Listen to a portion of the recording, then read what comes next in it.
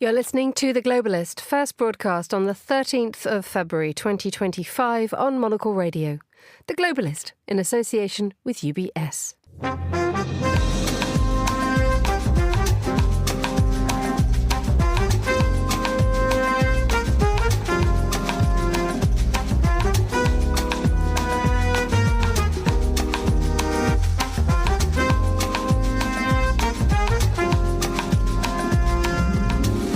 Live from London, this is The Globalist with me, Emma Nelson. A very warm welcome to today's programme. Coming up, Narendra Modi becomes the latest world leader to visit Donald Trump in Washington. We'll ask if the good relations between the two men can survive any threat of tariffs. Also ahead. We work with AI today in enriching guest insights. Ultimately, then it's about how do you not only gather this information, how do you make this information available? Our team reports from the World Government Summit in Dubai. And also we'll hear from our team at the Munich Security Conference, where we'll hear about Donald Trump's plans for ceasefire negotiations with Russia. Plus the newspapers and why shares in K-pop are soaring. That's all coming up on The Globalist, live from London.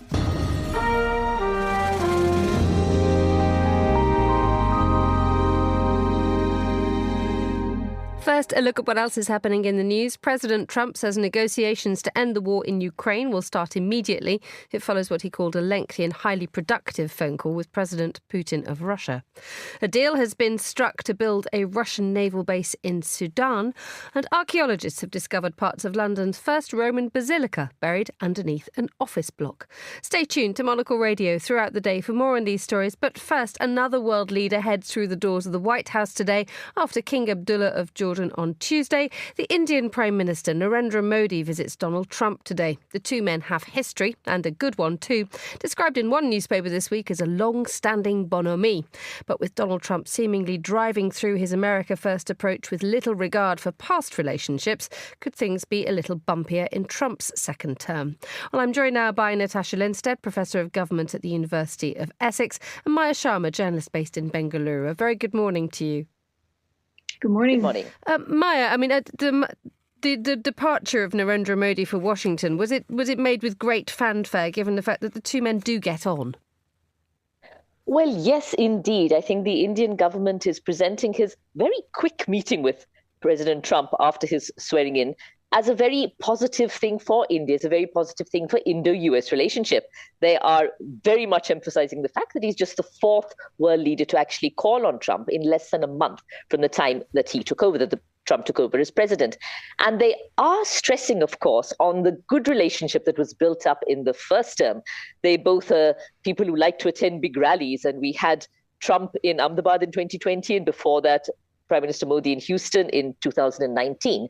But of course, there is always that element of Donald Trump's unpredictability. So I don't think India is taking anything for granted, but they do hope that the apparent goodwill between the two leaders will help tide over tricky issues. And there are definitely a couple of tricky issues which need to be discussed in this meeting. Maya, just tell us what those tricky issues are straight away. Well, of course, we have the tariffs, the fact that tariffs and trade has to be negotiated. There's a lot of concern, not just in India, but in other countries of the world, that the tariffs which President Trump is putting on very vital products as well, but also the deportation of illegal Indian immigrants from the United States to India has met with a backlash in India itself, with the opposition also using the opportunity to attack the government. Now, these a little over 100 illegal immigrants were sent back on a military plane to northern India, and they were sent back handcuffed and shackled inside that military plane. And while the Indian government itself has been a little circumspect on this and has not really raised it publicly, they have said that they will be working with the United States to ensure no mistreatment.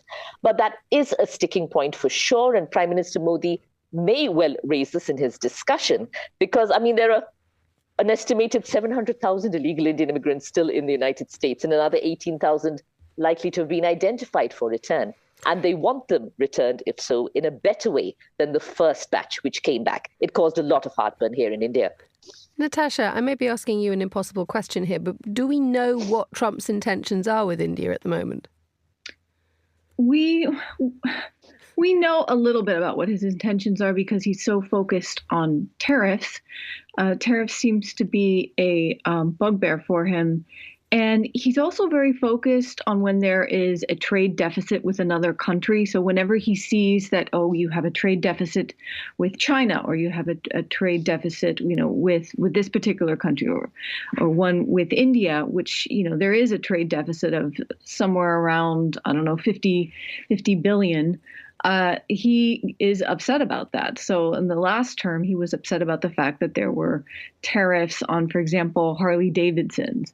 And so he wanted to pressure for India to remove that or reduce that. And he wants India to buy more American oil. And then, of course, there are huge defense contracts between India and the U.S. There was, since 2008, India has contracted over $20 billion worth of U.S. original defense equipment.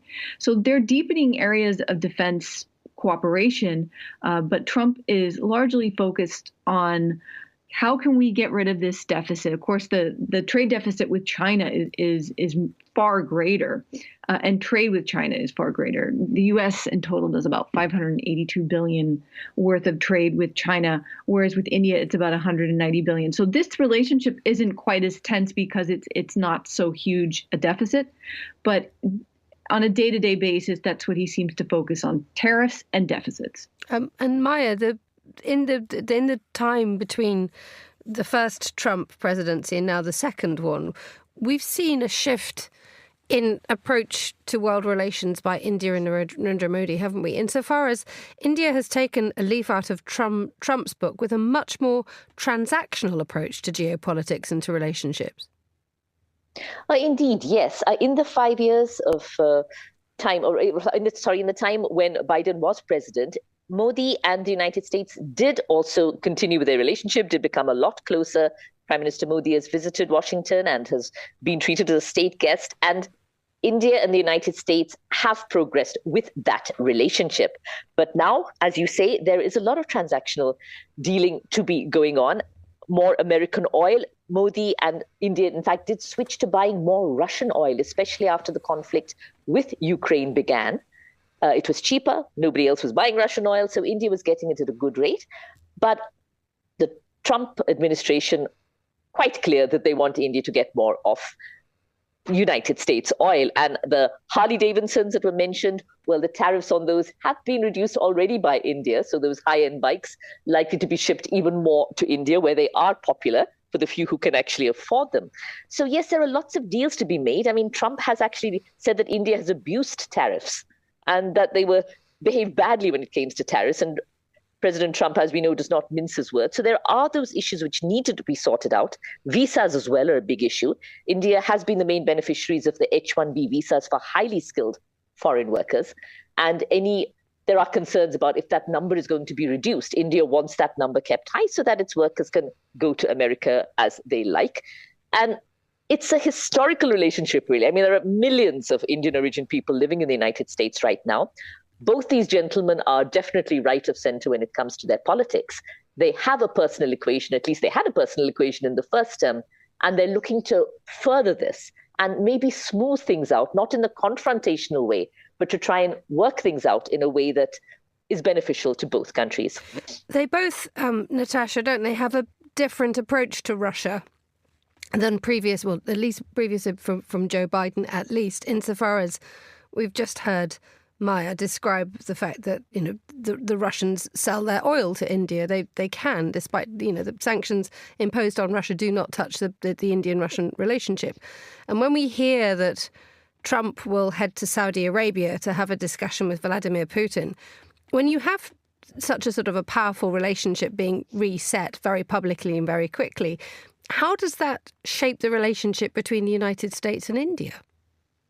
Well, one of the things that I think Modi liked about Trump was that Trump didn't really care that India didn't condemn the Russian invasion of Ukraine. I mean, there was a lot of tension between European partners and India and the U.S. at the time because India was importing in so much Russian oil which essentially was a lifeline to the Russian government. And so Trump doesn't care about this kind of stuff. And his impulses that are similar to Modi's, and they're sort of these populist authoritarian style leaders. And so that's, I think, where their relationship is strongest, that they have this sort of similarity to the way they like to deal with things. And Trump has admired Modi or made complimentary comments of Modi in the past about the way he, gets things done. So as we've mentioned, this relationship that Trump tends to form they're mostly transactional. He has more of this connection with these sort of autocrats, and he's trying to get some kind of deal done with Putin, because they had recently had a call. And key to this is he, wants Russia to be a bit more isolated in terms of oil. So this is where countries like India will play a role, that he wants oil prices to go down, and he doesn't want all these countries in the world to be buying Russian oil. He's hoping that's a way to get into a corner. Maya, do you think that Narendra Modi may be using this visit to try to reset relations with the West? I mean, having refused to condemn Russia's invasion of Ukraine, this has caused problems for him. Well, India's always kind of had this sort of middle road when it comes to the Russia and the Western democracies. They have tried to walk this fine line, very, very difficult line to walk from the time of the non-aligned movement, really. Yes, they never outright condemned Russia's invasion of Ukraine, merely talking about the need for peace and everything. India has been talking to Putin. He's given a warm hug to Putin, as he gave a warm hug to Zelensky also. They have been trying to walk the fine line, and there has, of course, been calls by the Western democracies for him to actually condemn Russia outright. But now, of course, with Donald Trump coming in and having these long conversations with Vladimir Putin, that also would change. The Western democracies may not be in tune with what Donald Trump is saying, but the United States, the powerful United States, will clearly not mind Modi's closeness to Putin either. So it's Donald Trump, of course, by his coming in, has changed a lot of equations. He's hit the ground running, to put it mildly. And probably India will feel that they have a greater backing now in their reluctance to actually isolate Russia or to cold shoulder Russia. They will feel that they have a powerful Western ally more on their side now when it comes to the Russian relationship. Maya Sharma, thank you so much for joining us on the line, and thanks also to Natasha Lindstaedt. You're listening to The Globalist.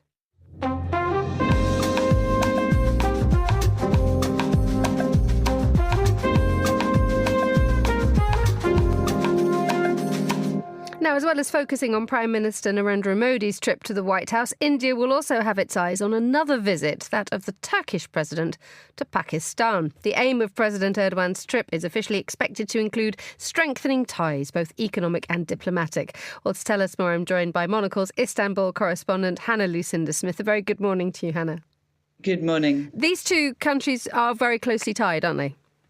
Yeah, absolutely. They culturally, of course, very close. They're both Muslim countries. They're both Muslim superpowers, I think we can say. They're both also countries that have had sometimes rocky relations with the West. Both of them have been put under arms embargoes at various times. And I think one of the really interesting things that's going to come out of this visit is we're probably going to see more defence cooperation coming between Turkey and Pakistan. The defence ministers of both countries are present in those delegations. Turkey's defence minister has gone with Erdogan, part of quite a huge delegation, actually, travelling with him in South Asia, also including trade ministers, foreign ministers. It's going to be a really, really wide-ranging series of talks that Erdogan has today. But the crux of it is, really strengthening this kind of brotherly relation that the two countries have. And what benefit does that bring them both? Well, of course, the first is economic benefits. And one of the things that behind the scenes the technocrats are working on is boosting bilateral trade. At the moment, it's worth around £1 billion per year between the two countries. They want to boost that to around £5 billion per year. And they're going to do various things with tariffs, taxes, things like that, to try and boost that bilateral trade. But of course, also defence. At the moment, Turkey is Pakistan's second biggest defence supplier.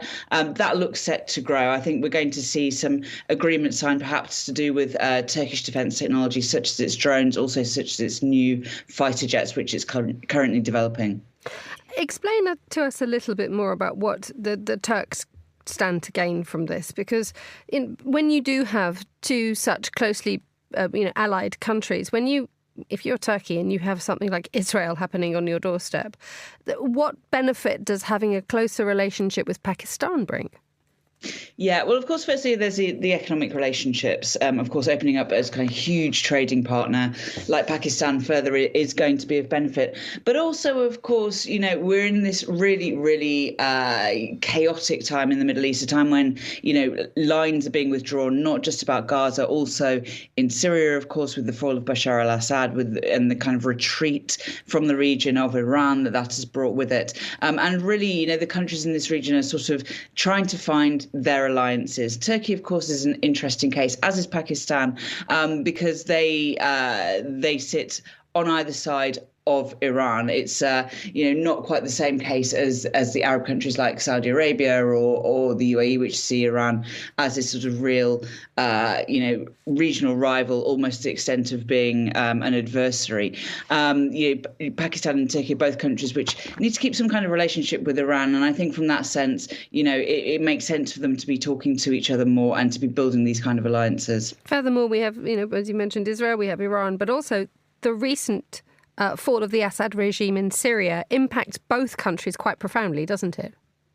Yeah, absolutely. Again, I mean, that's to do with Iran. Of course, Syria was such a key part of Iran's, plans to expand its influence across the Middle East through Iraq, through Syria, through Lebanon.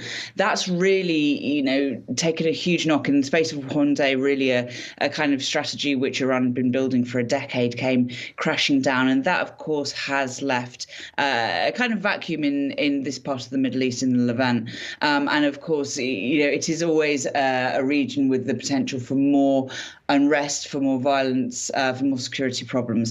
So countries like Turkey and like Pakistan are sort of really rushing to try and figure out what's going to be the new or the future in Syria and how they can shape that. And we mentioned at the beginning of this the fact that India is going to be watching this incredibly closely. While Narendra Modi is over in Washington, the focus is very much on what Turkey and Pakistan can be getting up to under India's gaze. Yeah, absolutely. And of course, one of the issues where Turkey really backs Pakistan is on Kashmir. In one sense, you look at Narendra Modi and you look at Erdogan and you think, well, actually, they're quite similar characters. They're both from this mould of sort of modern autocratic strongmen. On one sense, they might get along quite well. But there is this kind of Muslim brotherhood between Turkey and Pakistan. And I'm always amazed whenever I talk to Pakistanis, and particularly about their views of Turkey, the kind of view of Turkey, and particularly of Erdogan and of Erdogan's rule amongst Pakistanis, is so overwhelmingly positive. There's huge kind of cultural capital that Turkey has in Pakistan. Its music is very popular. Its television series are very popular. And of course, this foundation of it, the religious foundation, that's something that is so strong. And I think absolutely, as you say, this is something that Modi is going to be watching very, very closely. How much do we actually sometimes underestimate this gaze towards Pakistan from Turkey? A lot of the time, the focus is on Turkey, NATO, Europe, the United States, Israel, whereas in actual fact, when you describe them as two Muslim superpowers, one wonders whether more attention should be paid to this. Yeah, and I think, when you look at it from a Turkey point of view, I think from Europe, we would look at Turkey and think, it's part of Europe, and it of course, it wants to be part of Europe. That's its aim. When you're looking at it from Turkey, actually, Turkey is a country that sort of spreads its interests. It doesn't see itself as a country which looks in only one direction. And particularly under Erdogan, it's tried to kind of build these links and build stronger ties with countries like Pakistan and with other Muslim majority countries, because Erdogan feels that these are places where he naturally has some kind of influence, particularly in the Sunni Muslim countries. They're places where he is seen as a kind of very strong, very successful leader, far more than Turks see Erdogan, by the way. It's one of the very interesting things is Erdogan tends to be far more popular in places like Pakistan than he is at home. But yeah, absolutely. Turkey kind of sees itself in this sort of middle position and doesn't want to throw all of its options in with just the West. It wants to be building these relations with different parts of the world. Hannah Lucinda Smith, thank you so much, as ever, for joining us on The Globalist. You're listening to Monocle Radio, still to come on today's programme.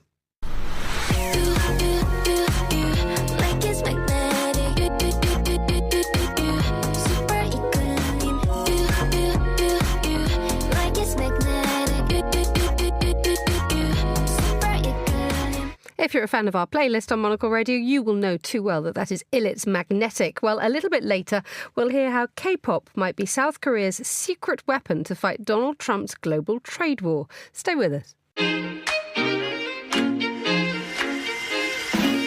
UBS is a global financial services firm with over 150 years of heritage.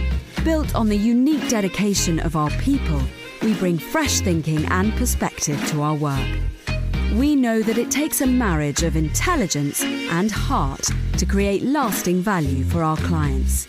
It's about having the right ideas, of course, but also about having one of the most accomplished systems and an unrivaled network of global experts. That's why at UBS, we pride ourselves on thinking smarter to make a real difference. Tune in to The Bulletin with UBS every week for the latest insights and opinions from UBS all around the world.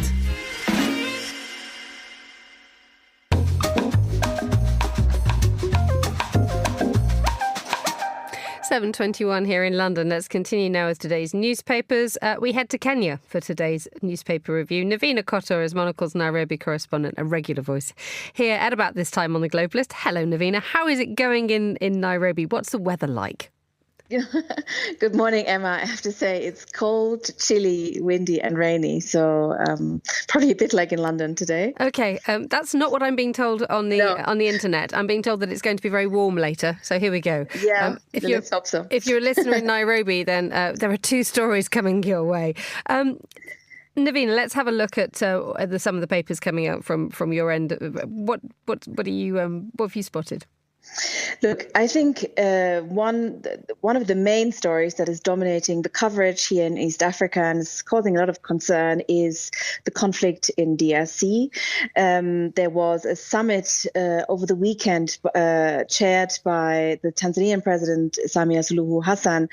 The East African leaders and South African states attended without any result.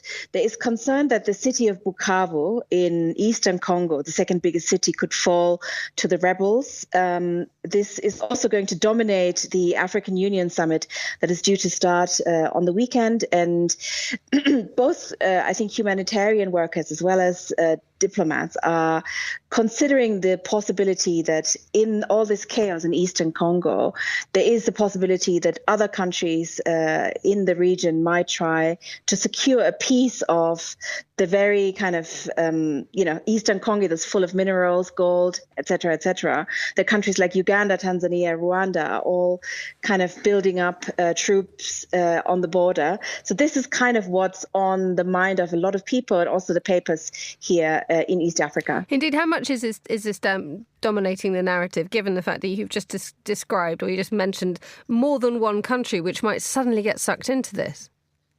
Yes, I mean, look, I think this is a real concern.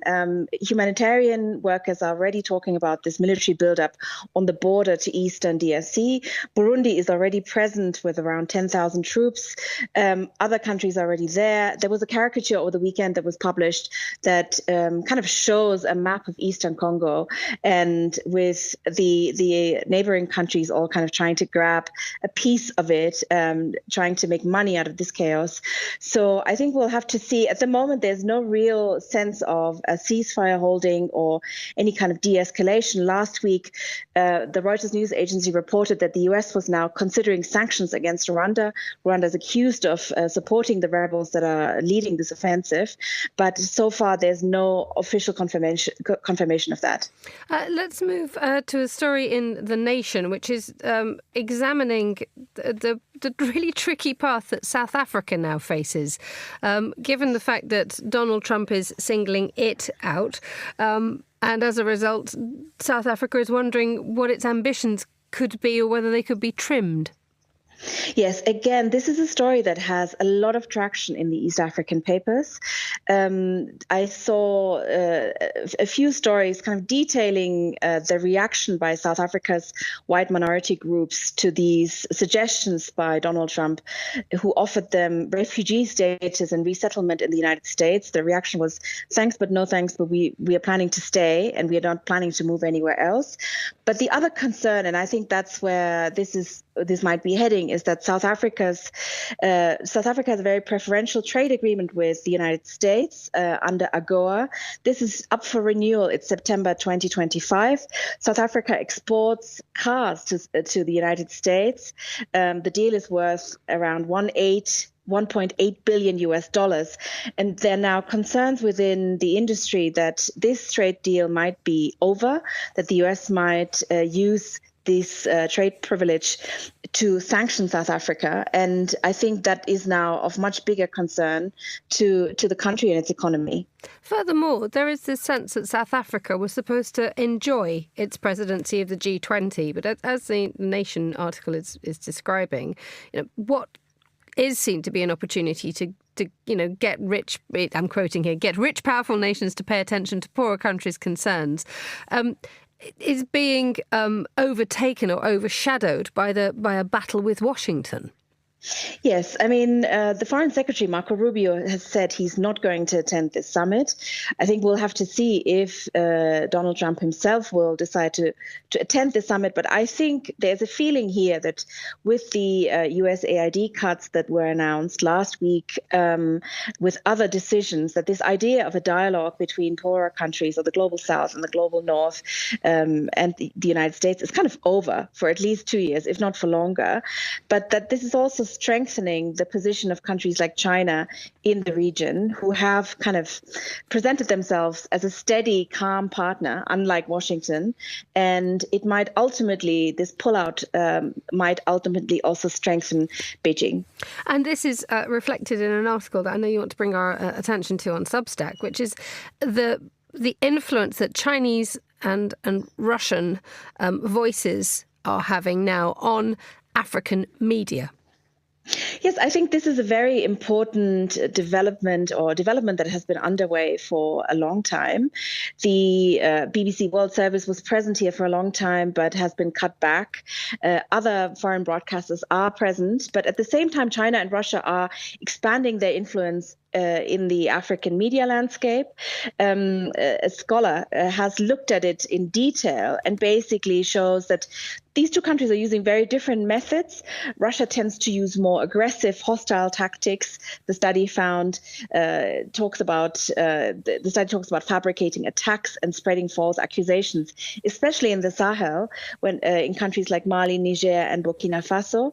The suggestion is that the Russians treat information like a weapon in a war, whereas the Chinese have a much more softer approach, that they're quite sort of aggressive on misinformation when it comes to issues like Hong Kong, Taiwan, and Xinjiang, but that when it comes to other issues, they don't directly accuse the West of wrongdoing or manipulating those countries, but they sort of frame things like low interest loans and medical aid as positive.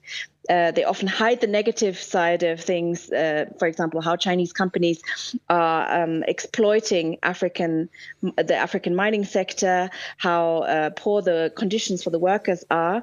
So I think it's an important thing to remember in this whole narrative about sort of soft power and economic influence, that the way these two countries are using the media plays quite a big role in how they're perceived. This is an excellent article insofar as it explores the various perceptions that people have of this influence of Chinese and Russian media and the idea that, and I'm quoting here, the average African person doesn't care about Xinjiang or Tibet, but they do care about anything that paints the West negatively.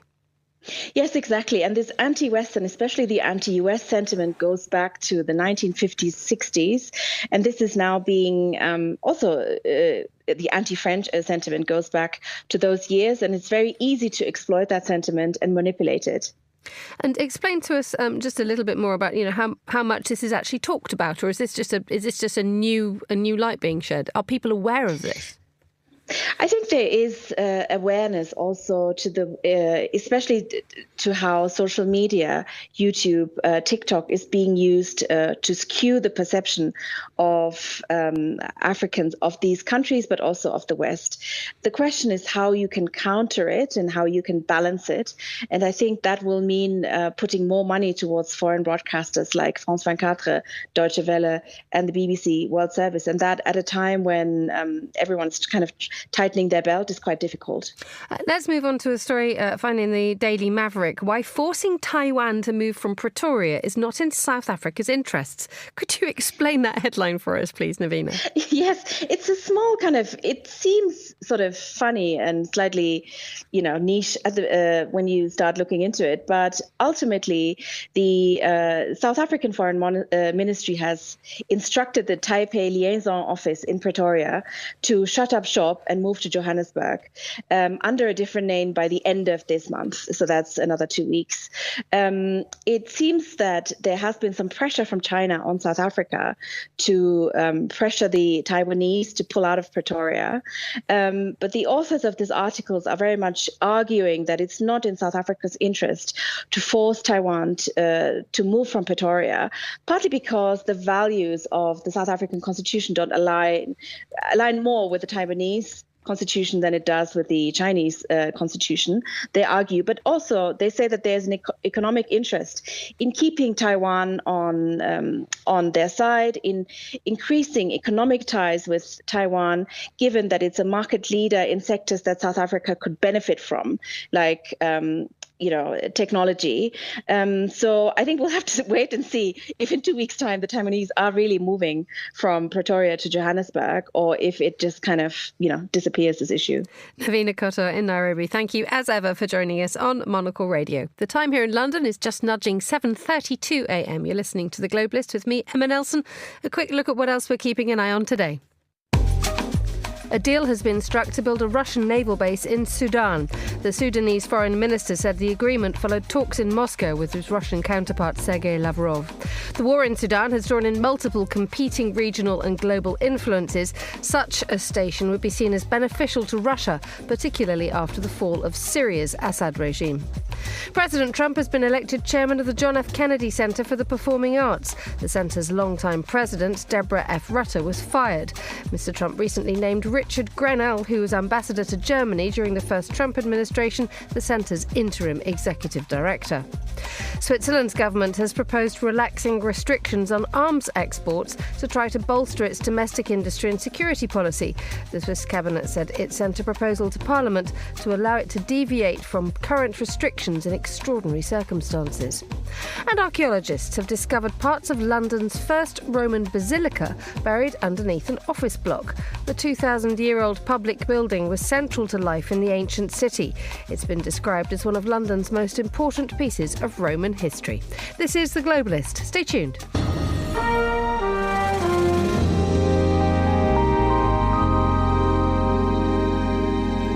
8:33 a.m. in Munich, which is where we head now, because another event which is being overshadowed by the new president of the United States is the Munich Security Conference.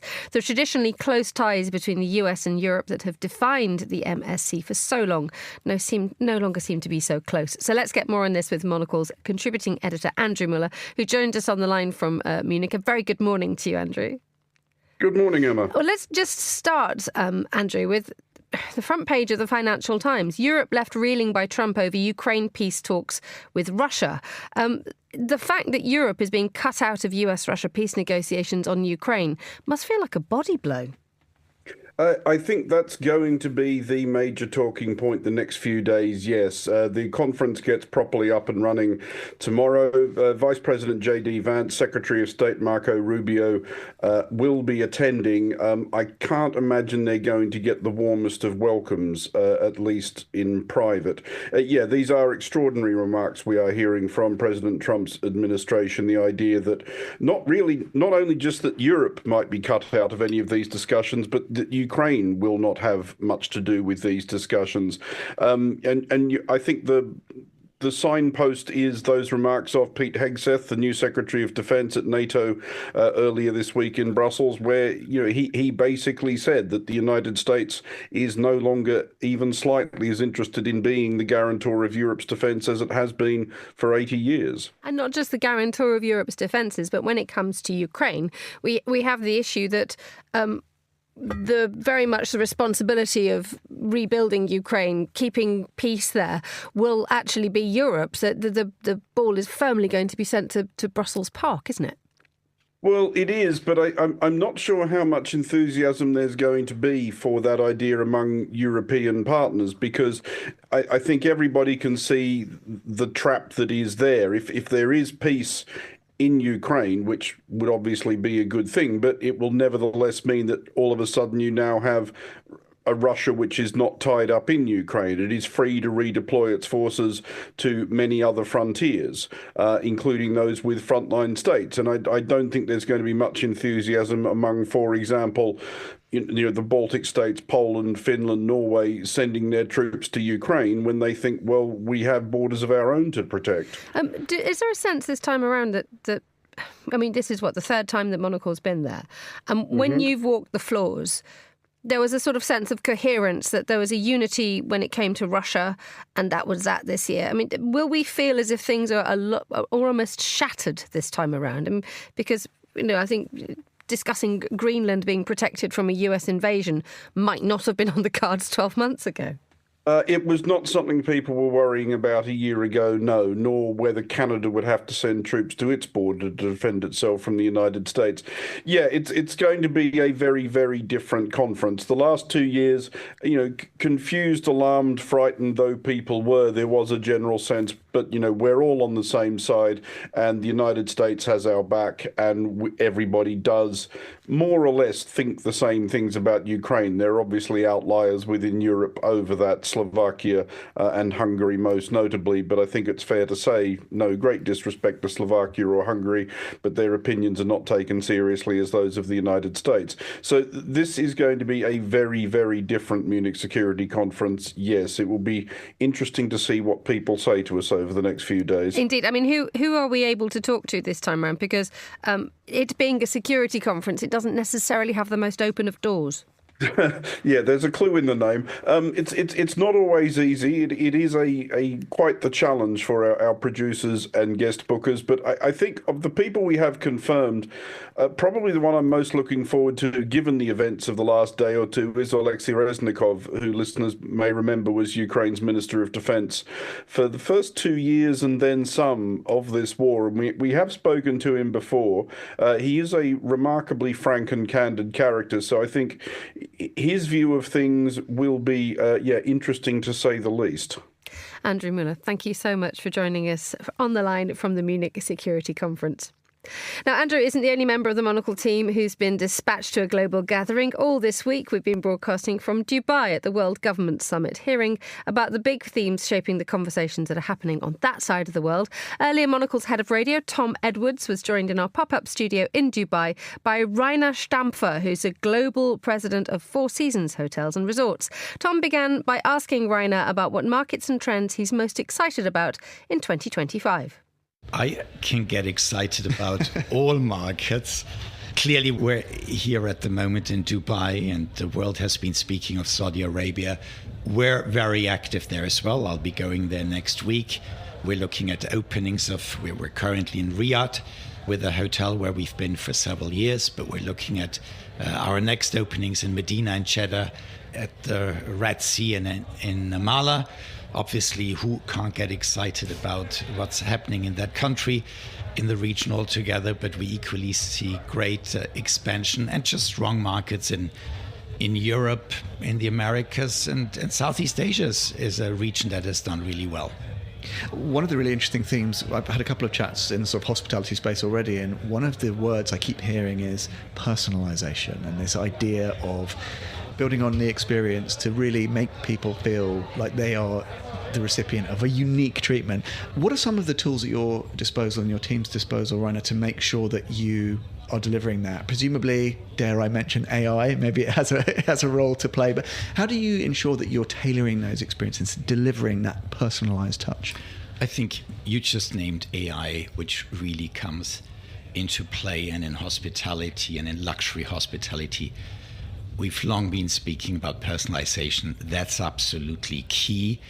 We've always done, certainly when we listen to our customers, our guests, and get their feedback, done well by, I believe, setting the right culture, having individuals who excel, who personalize their services, who really care for our guests, and who do an excellent job in this context. Obviously, as a global organization, you always look as to how do you not take away the personal touch, but make sure there's a certain level of standardization or a healthy basis. And that's where technology comes into play. That's where AI helps. We work with AI today and in enriching guest insights. Ultimately, then it's about how do you not only gather this information, how do you make this information available to our team members so that they're better enabled to care for our guests and really to take personalization to the next level in a pleasant way, in a way that makes a guest feel good and makes a guest wanting to come back. Which is the core of the operation, I guess. Well, it's interesting. You mentioned, global player with those important sort of standardized brand values that your customers recognize. Marrying that up then with this super personal touch, the human touch almost, the intuitive things that somebody might do that make the difference. Do those things ever work in tension? Is it difficult to manage this brand with all of its heritage, and then you have to leave room, right, for people to improvise and try things? Is there a tension there, or is it a healthy tension? I don't even view it as a tension. I view it as a healthy environment in which people, our team members, as we would say, can be themselves. If we provide them with the right tools, with the right processes, make sure they're educated and they feel comfortable in their skin about what they need to do, that enables them so much better how to do it with their own charm, with their own curiosity, with their own interest. And I think that's what ultimately is that human touch, is that emotional intelligence that we often talk to, then not in tension, but in cooperation with technology and with that enablement that we speak of. Yeah, those kind of soft skills are really critical. Well, just to that point, what are the markers? I don't know whether you go, maybe you get a coffee from our little Monocle cafe just next door. When do you know, Rainer, that you've had a great hospitality experience? Presumably it's something that you feel, and it's not something that you can almost describe, but are there key markers that you look for? I don't know, do you ever do sort of undercover where you go into a hotel to see how things are going? What are you kind of looking out for? Or actually, do you like to be surprised by excellence? How does it work?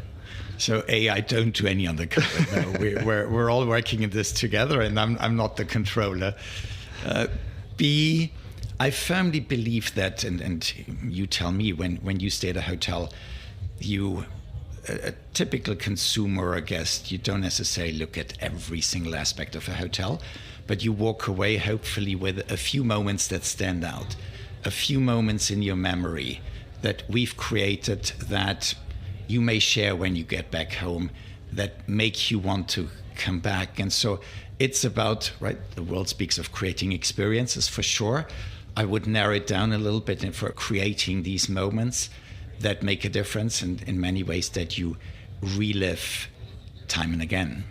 And tell me about your relationships with other key players. Obviously, what's really interesting about an event like this is that we convene all kinds of different stakeholders, public and private, lots of huge hospitality corporates. I'm sure from time to time you cast some envious glances towards one another, but generally in your sector, is it quite a sort of You seem a friendly bunch. What kind of dynamics are there when you get together and talk? You're comparing notes.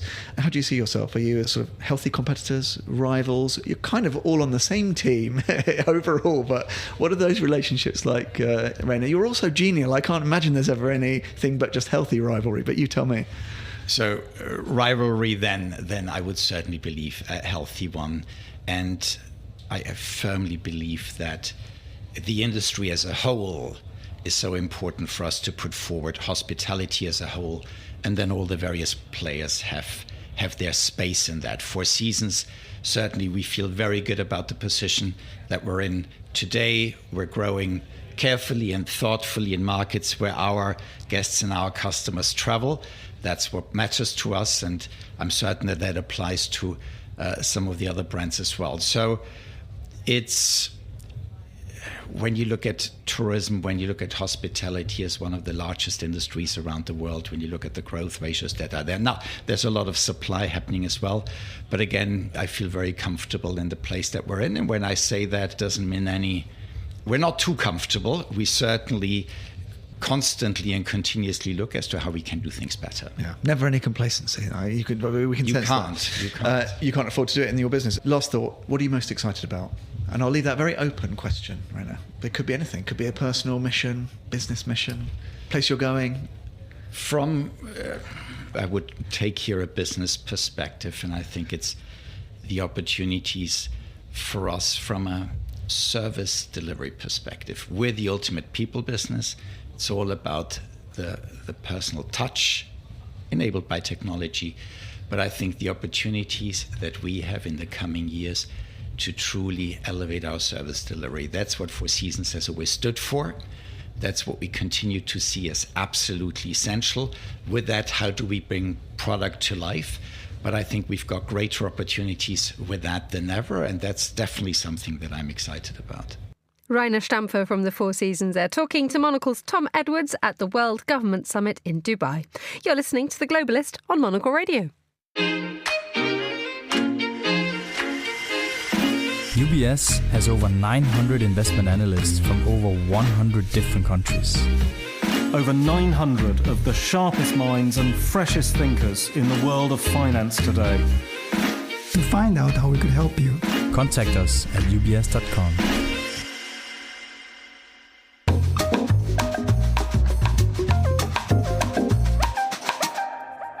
7:46 here in London. Let's talk aviation now. Murdo Morrison is the head of strategic content at Flight Global. Very good morning to you, Murdo. Welcome back to Monocle Radio. Good morning, Emma. Hi. Very good to have you with us. Let's talk about Airbus. I think it was last week that it suddenly said, we're not going to get a fully hydrogen-powered 100-seat aircraft in service in the next decade. It just held its hands up, didn't it? It did, yes. This was a commitment that Airbus made some years ago to have a hydrogen-powered 100-seat aircraft in service by 2035. And it was an ambitious target, but back then, people thought that this technology would move very, very quickly. I think as often is the case, as we get closer to that deadline, companies are realizing that it's easier said than done. And we're, although the technology is progressing, we're a long way off having a hydrogen-powered, even a small aircraft, let alone a 100-seat aircraft. So I think it's been a bit of a reality check. I think Airbus has been realistic and said that while they're still, in principle, interested in developing hydrogen propulsion, it's not something that's going to happen in the next decade. And this is perhaps part of a wider acknowledgement by the aviation and the aerospace industry that some of the net zero targets are probably just need to be pushed back a little bit, or maybe just watered down just a touch, because they're just probably too ambitious. What message does this send out to the rest of the aviation industry when Airbus, one of the great manufacturers, says can't be done at the moment? Well, it's worrying for all those who care about the future of the planet and had high hopes about aviation achieving some of these objectives. It's worrying.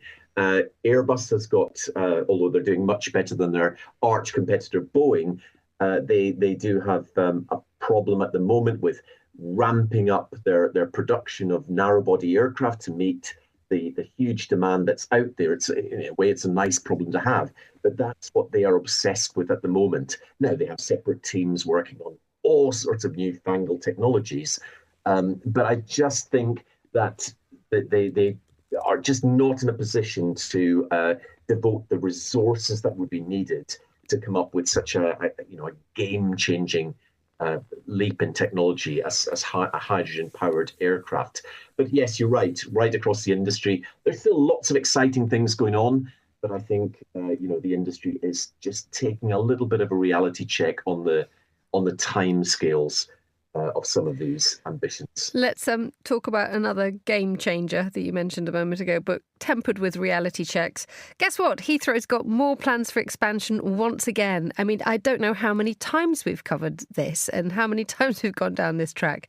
What's the latest? Well, yes, I think I've been talking or writing or hearing about Heathrow expansion for as long as I've been in the aviation industry, and that's a long time. That's nearly 25 years. So finally, the government, the sort of growth-obsessed government, Labour government, keen to sort of remove barriers to growth and red tape, have said that they agree in principle with Heathrow having a third runway, something that would increase its capacity by 25 to 33%. But there's all sorts of issues around this, as everybody's been following this story knows. Infrastructure developments in the UK take a very, very long time. The process to build Heathrow's Terminal 5, now that's just in inverted commas a terminal rather than a whole new runway, took 20 years. So, even if with the best will, even if everything went to plan, we're still talking probably 2 decades before an aircraft would touch down on a new runway. And there's all sorts of issues around who funds this. It's privately funded. The government sort of need to back it in principle. But airlines are already unhappy with the charges that they have to pay at Heathrow. And there's a lot of people saying that really Heathrow's biggest problem is not just increasing capacity, it's making itself more competitive. It's already one of the most expensive airports to use in the world, and that really should be the priority for the operators of Heathrow. And indeed, when you talk about the future of Heathrow, the fact that it takes so long to get stuff figuratively off the ground, when you look at the likes of Paris, Amsterdam, Frankfurt, indeed looking at Istanbul and the way that it can get going, how much is there a sense that Heathrow, I don't know, how far behind it is, or how much it has to do this in order to survive? Yes, I mean, it faces competition from all these airports that you mentioned in the long haul sector as a hub airport, and it's essential for the UK to have a hub airport such as Heathrow that's competitive with these other big airports in Europe. But it's Heathrow probably isn't in the best place geographically, physically. Because it's very, very difficult to expand that. Some of these other airports that you mentioned have got lots of space where they can expand. To expand Heathrow involves knocking down buildings and huge disruption to existing infrastructure, including the M25 orbital motorway. So just the infrastructure challenge alone, let alone all the political obstacles that would face from legal objections and planning and everything, it just means that it's much harder for the operators of Heathrow to expand the airport than it is, say, Dubai or places like that, where land is plentiful and there are very few planning controls. Murdo Morrison, thank you as ever for joining us on Monocle Radio. You're with The Globalist.